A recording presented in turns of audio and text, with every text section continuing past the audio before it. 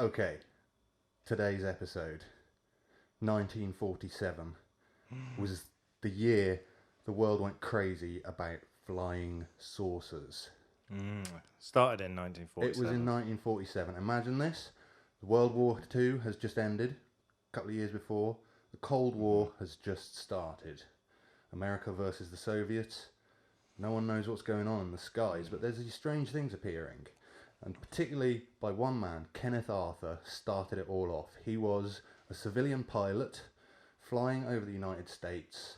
I'm not sure what he was doing up there. There's rumours that he was searching for crashed planes or something like that. I'm not sure what his intended mission was for the flight, but he was overtaken by several objects moving at absolutely wild speeds that he couldn't imagine at that time in 1947. And when he landed and reported it, he described them as moving as though a saucer skipping over a pond. Okay. Now, we're not sure if he was describing the shape of the craft or whether he was just simply trying to describe the movement. But that's how he described it, and the papers ran with it. They loved it. And next day, flying saucers, all over the headlines. We're being invaded. Right, so, and that's what kicked it off. Now, so can I just ask, at this point, with the flying saucers, was there any mention of aliens at all, or just the flying saucers? Just flying saucers. Just flying saucers. Just flying saucers. That's all that was reported. No one knew what they were. They didn't know if it was a Soviet invention. There might be Soviet spies on them or something like that. No one really knew. It was the start of the Cold War. Yeah. Nothing to do with aliens had ever been suggested at this point. Okay, so this is a fresh This thing. is a fresh story. Absolutely fresh. And obviously, at that time, newspapers were the only way that it was, this news was being passed around. Mm-hmm. No one had TV, if it was even invented back then. Radio was invented, but not everybody had one in their house, or a telephone. So was this the classic days of you got the little kid on the bike throwing the newspapers, hitting your front door? Absolutely. And that's how you got your news? Yeah, people actually saw in black and white. There was no colour back then. But yeah, so there's this rancher. Mm-hmm. He went by the name of Mac Brazel, and he lived on a ranch and worked a ranch not too far from Roswell, New Mexico. And as he was out one day, wandering around his ranch, as he does, he found some shimmering metal artifacts on the floor, some wreckage, if you like. Mm-hmm. And being a responsible rancher, what did he do? He picked it up and he shoved it under a bush to forget about it. And he did forget about it for several weeks. Oh, okay. Until he went into town and picked up a copy of the local newspaper, or it was a national newspaper, with the headlines of "Flying saucers are invading" and all this sort of thing. But even if that was airplane wreckage, why would you hide that in a bush and just forget about it? Surely you'd report that. He just didn't want his sheep tripping up on it and getting, damaged ankles or whatever. Oh, so he just wasn't that bothered. He just thought, I'll hide this wreckage and come back to it another time. Yeah, basically. And that's what he did until he found the newspaper, and then he sort of put two and two together, and he was like, oh, well, if these flying saucers are in the sky, maybe one's crash landed. So he went back to his ranch, picked up the stuff on a Monday morning, took it down the sheriff's office in Roswell. The sheriff naturally didn't necessarily think it was aliens either, but it could be Soviet in design, spy plane or something like that. Could be. So he rang up the military, Roswell Army Air Base, and they sent out a guy called Major Jesse Marcel. He was the first military man on point there to actually witness it. And he is the guy that gathered up all the wreckage, stuck it in his truck, and took it home to his wife and kid for the night. Okay. As you do. Professional. Yeah, as you do. And so, they had a nice night looking through all his wreckage, and we'll revisit that in a little while, because his son actually becomes a major sort of factor in the story in later years. Oh, okay. But the next day, he took the wreckage into the military base, reported it, said, what we believe we've got is maybe a downed UFO, a flying saucer. UFOs weren't I think. UFO came after flying Yeah, saucers. the term UFO was much later. They were Okay. just flying saucers at the time, and so that's what they did. They released this report to the media saying, "Oh, we found this crashed flying saucer," and the newspaper published it, as they do, because that's what journalists do, isn't it? And then the next day, the commanding officer, even higher up, came into work, put his feet up on the desk, read the paper. What's on the front page? We recovered a flying saucer. We can't be saying that. Oh, let's sweep it Military under the release rug. and that sort of thing. We haven't confirmed it, so he sent an order. Bring me the wreckage. I want to see this for myself. And he got like his, I don't know, mechanic or something like that to come and confirm it with him. And in a few hours, they identified it as a weather balloon, the wreckage of a weather balloon. Now, this is not too far-fetched, to be honest, at this point. The military, well, not in the military, but scientists were using weather balloons to study weather patterns. And also, the other thing is that the military were sending up high-powered microphones on weather balloons, so they'd go high up into the atmosphere. Remember, this is 1947. Cold War, post-First World War, America had shown their hand. The world knew they had nuclear technology. The 2 bombs that they'd dropped on Hiroshima and Nagasaki were big news, Everybody knew that they'd got the atomic bomb. But America didn't know if Russia had got the atomic bomb.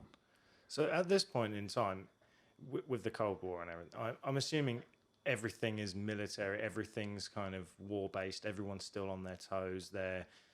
There's not a sense of peace at this time, I'm guessing, in 1947. There is peace, but it's an edgy time. Okay. No military factor, whether it's US or Russia, wants to show off what they've got. They don't want to show any advantage or disadvantage. Keeping their cards close to their chest. Yeah, exactly. But that's basically what they chalked it down to. It was a weather balloon. All right, they were using it for maybe some clandestine purposes with a high-power microphone, just trying to see if they could hear and detect atomic bombs being let off over Russia. Okay. Because if you can't see that far, the curvature of the Earth, which we'll cover in a different episode, prevents it, but you can hear. What do you mean? The Earth is flat? No, right. But yeah, that's what it got chalked up as. And to be honest, Roswell fell into the history books, and everybody just kind of forgot about it. There's no more mention of like flying saucers, UFOs, or anything like that until the late 70s. We're skipping quite far ahead. Oh, yeah. So for 20 years, people just didn't... 30 years. 30 years. 30 they just years. didn't care. They Didn't care. Got forgotten about. Swept under the table. Oh, yeah, because you said that the guy found out on the front page and swept it all under the rug. And so 30 years have gone by and everyone just kind of forgot about it. Yeah, everybody's forgotten about it. Until this one guy, a ufologist. UFOs are now starting to increase in sightings, around the world. There are people that are starting to take interest. And this one guy, Stanton Friedman. Oh, what a name. Yeah, he's quite well known in the ufology world. He's got quite a recognisable face. I'll show you a picture sometime. For those of us watching the video podcast, I might find a picture of him and put that on the screen. He's quite predominant in the ufology circles. And he went and found Major Jesse Marcel, who at this point had retired as a lieutenant colonel or something like that. And it was at this point that Jesse Marcel came out about some of the things that were not disclosed about the wreckage. Oh. It was then that Marcel admitted that he didn't think the wreckage had come from any man-made object. So not a weather balloon. Not a weather balloon, not by the looks of things. There's a very famous picture, I'm sure if you've ever looked into Roswell at all, you'll recall a black and white picture of a military-dressed man crouching on the floor holding what looks like a sheet of tin foil. No, the only thing I know about Roswell is there was a flying saucer crash. It's the only thing I know. So I've not seen a picture. Well, I will find you the picture. Okay. If my phone will let me. So this guy, this is Not the son that you said we'll come back to. This is the actual. This is the actual guy, if I can find a picture of him. And I'm guessing he was quite high up in the military. Well, he was a major. Well, the thing, originally he was part of the nuclear bomb testing. So that's here's the picture. Let's see. Okay. No, I've not seen that before, but that's very interesting. That is a very famous picture. Okay. Did that make the newspapers or? Yeah, that was in the newspapers. But when Stanton Friedman interviewed Jesse Marcel indicated that they had actually faked those pictures. It was done to make it look as though it was just natural wreckage that they'd found. He is, in fact, actually holding just tinfoil. And he said, in the interview with Friedman, he said they'd reconstructed the wreckage because they had, in fact, found this tinfoil-like sheet of metal, but he said you couldn't bend it.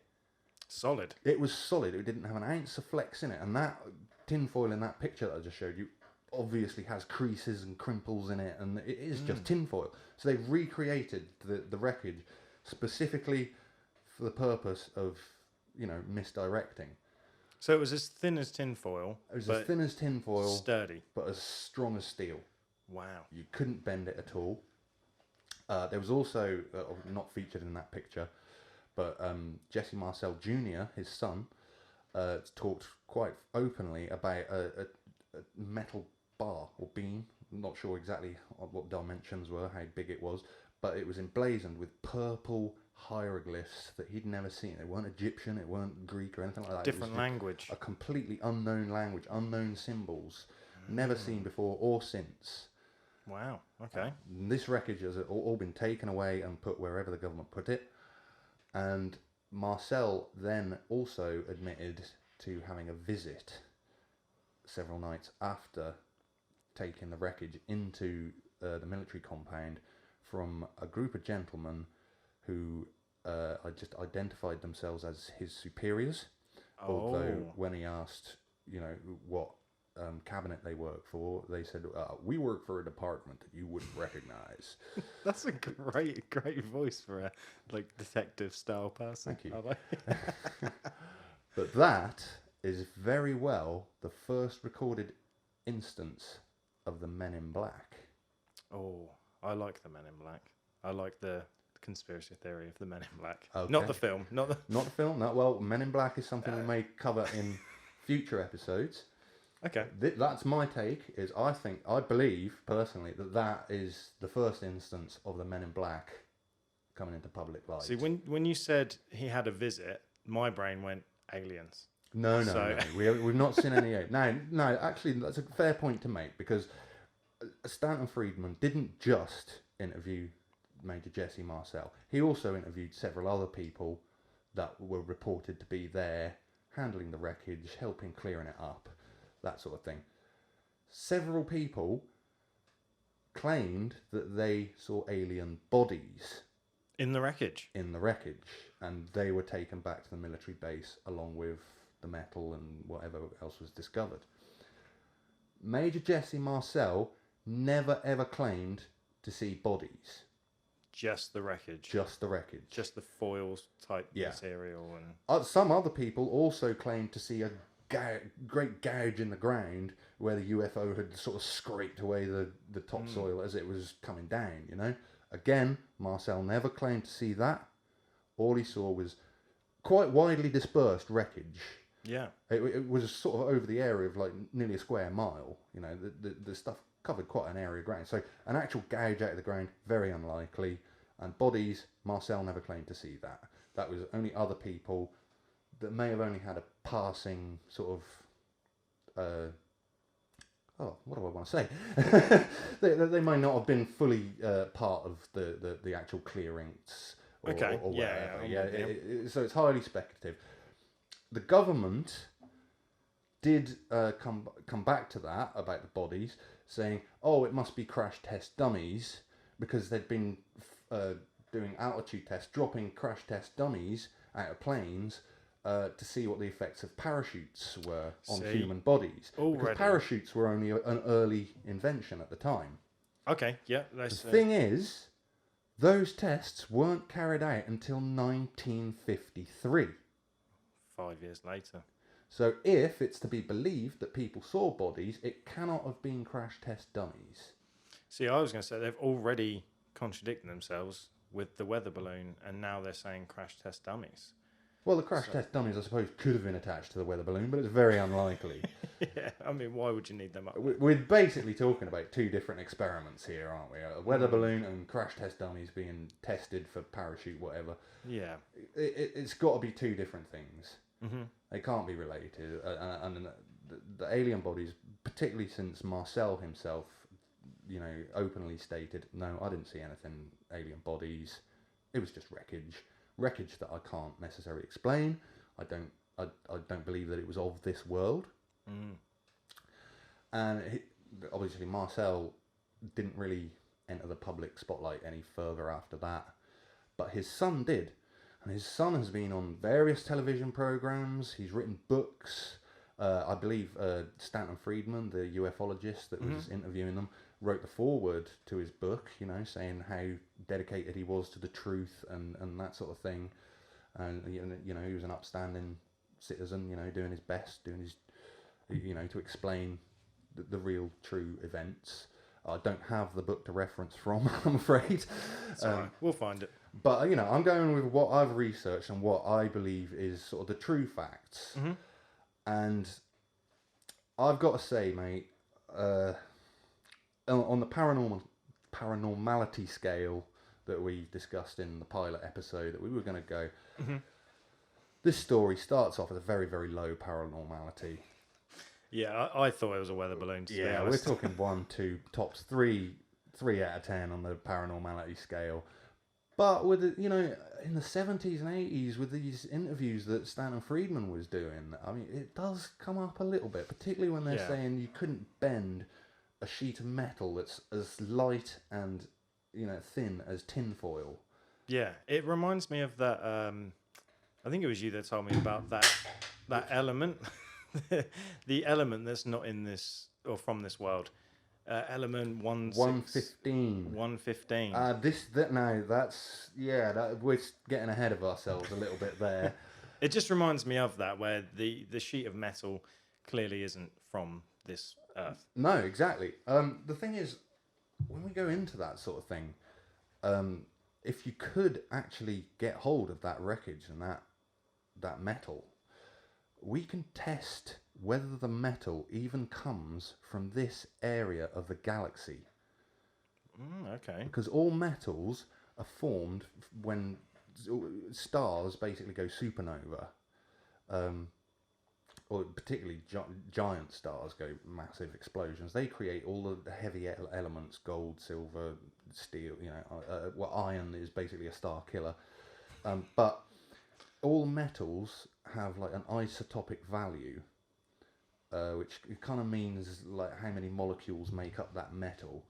And the isotopic value is very much contained within a very small area of the galaxy. So whatever star blew up and made aluminium on our planet, or aluminum to Americans. Say, that aluminum or aluminium would have a different isotopic value to an aluminium that was made on the other side of the galaxy.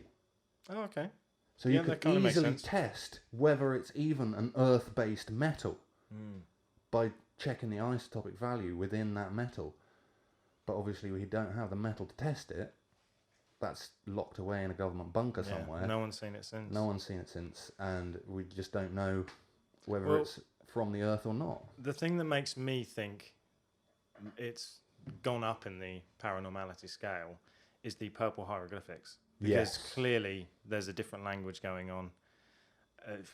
That in itself, to me, gives me a bit of the shivers, a bit of the heebie-jeebies. So I'd have to put it higher because of that. Yeah, I think so too. And a lot of the interviews that Jesse Marcel Jr. came forward and said, he talked a lot about sort of playing with that wreckage and and just the weird properties of it. The fact that when they really I think they tried to bend it with a vice or something like that, and it just, even if they could get a little bit of bend on it, just sprang straight back into place. Wow. They couldn't. It wasn't like a bar of iron, or a metal stake and a fencing stake, if you like. That if you bend it on your knee, it will stay bent. This was almost like it had been quenched, so it was always going to pop back. Quenched. That's a lovely word. Well, in metallurgy.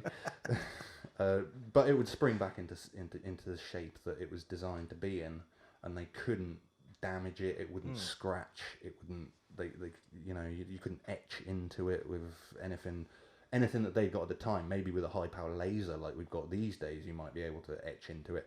But with nothing that they'd got at the time, they could not damage it. So how does an undamageable sheet of metal come to be damaged in the middle of a freaking desert? Yeah. I mean, also, how did no one else see it? Because I'm also thinking, if you get asteroids, comets, things like that, it's going to leave a crater.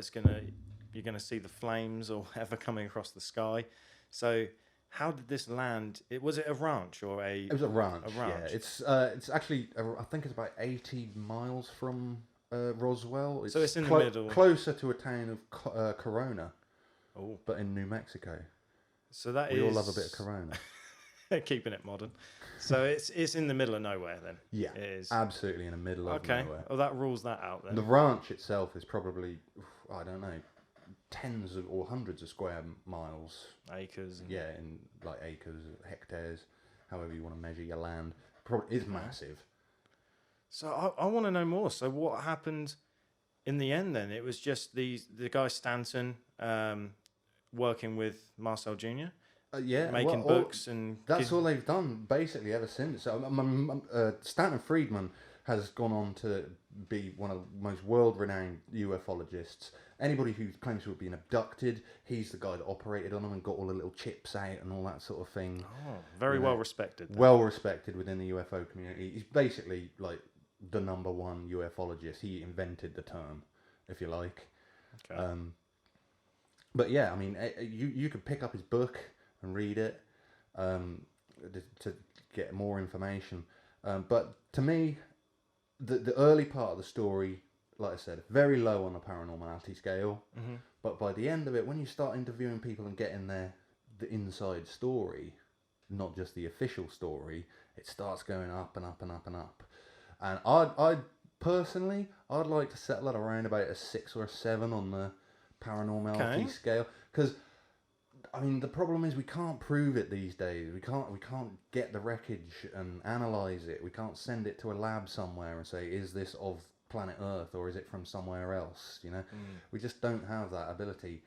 Wherever that wreckage is, it is buried at the bottom of a bunker somewhere. There's no way of finding it. There's no way of finding it. The government are never going to release it for analysis anyway, are they? They never do anything to help us out. No. So all we can do is go by the research that these people did back in the 70s and 80s. Some of it we got to disregard, but alien bodies, I think we got to disregard. Because that obviously leads on to the alien autopsy video. Yes.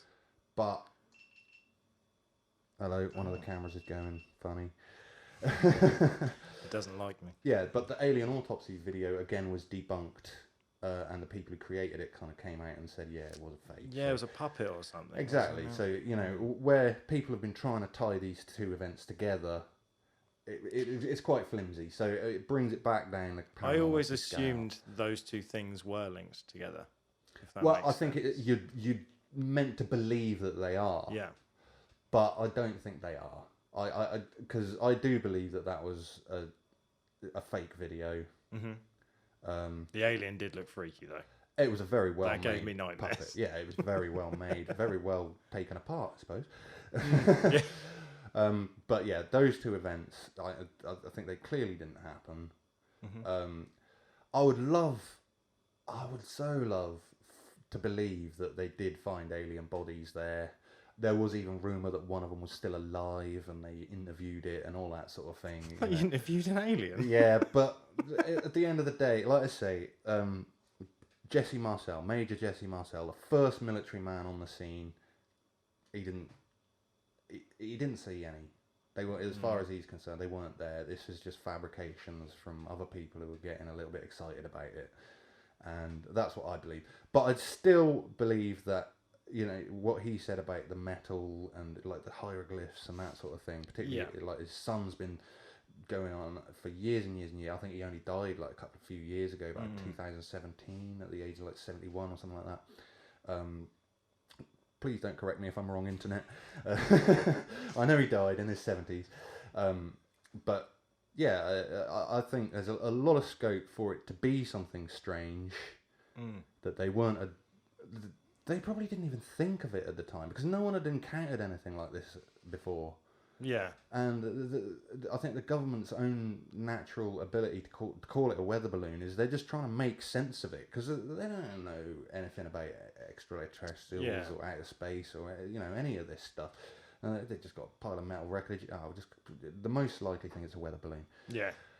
So it was probably shock as well, wasn't it? Exactly. Yes. So I still think there's enough in there to give it above a 5. I'm gonna settle around 6. 6. I think 6 is fair. You think that's fair? Yeah. I mean, I was gonna give it a 5, but then with the hieroglyphs, like you say, the steel, the metal. I think a 6 is fair. Yeah. If there was alien bodies and stuff involved, you'd have to give it a 7. If there was genuinely alien bodies involved, I think we'd be going up to an 8. But I would need more proof. Yeah, I definitely need more proof.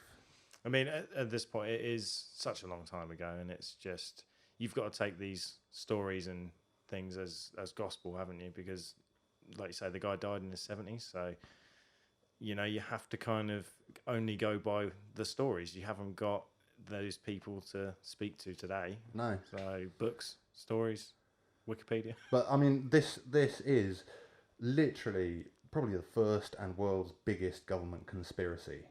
It's a classic, isn't it? It is a classic. Everyone knows but the word Roswell. If you look on Wikipedia, it is fairly claimed to be debunked. No. Everybody's gone over the evidence that is available time and time and time again. The government to this day still insists that it was a weather balloon. Okay, it might have been this super secret special kind of weather balloon that's got a microphone on it to detect Russians, but it's still, at the end of the day, the official report, weather balloon. That makes me sad. It is a little bit sad. See, and all we can go by is the opinions of people who were there at the time. Yeah. But are no longer with us.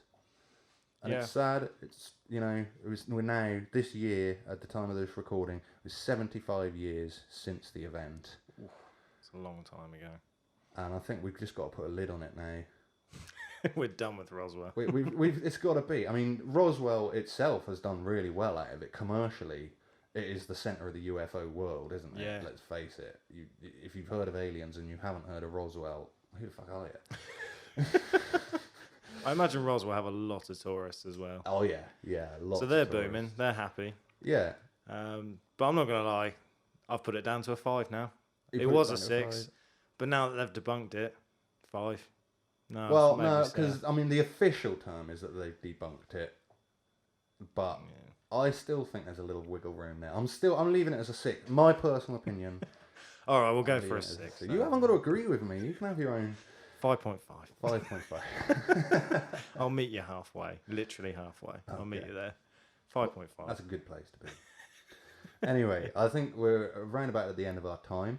Let us know in the comments section, if there's a comment section, where you download your podcasts or watch your podcast, what you think, whether you agree with the paranormality scale and our rating.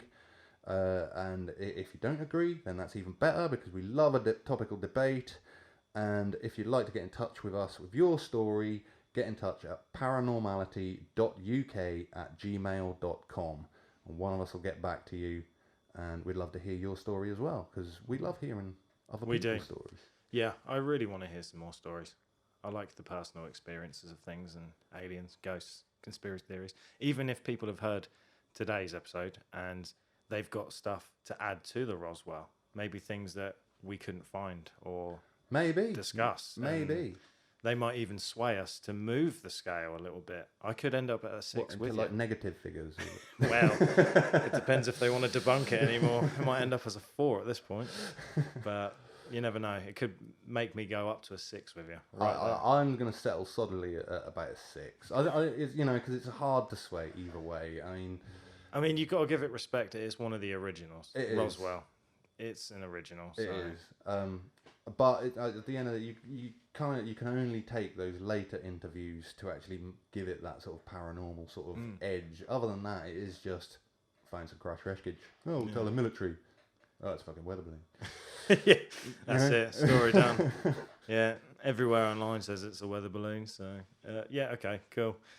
But anyway, that was my take on Roswell. This is episode. Well, I guess this is probably episode 1 because we did an introduction. If you will. We did a pilot before, but we didn't do video on that one. So this one is going to be, particularly for YouTube, is going to be episode 1. Josh, what are you bringing to us for episode 2? I said that you could take on one. Well, you know me. I'm into my conspiracy theories, so I'm gonna do some research. I might do Mandela effects. I might do birds aren't real. I might do some sort of conspiracy, I imagine, because that's my bread and butter. Okay. I love a good conspiracy theory. I might carry on with today's and maybe delve into the Men in Black. Is that technically a conspiracy theory? Well, it's certainly interesting enough to make a podcast out of. Well, I've seen videos. I've seen some videos of some real life Men in Black. I haven't seen them in real life, but I have seen some videos that are very convincing. There is one. No. Say no more. Say no more. We'll leave it for you for the next episode. So if you're looking forward to that, tune in on a release date. Not sure when that'll be yet, but tune in, download it, watch it on YouTube, however you like to watch us, and we will see you again next time. Thank you very much. Ta-ta.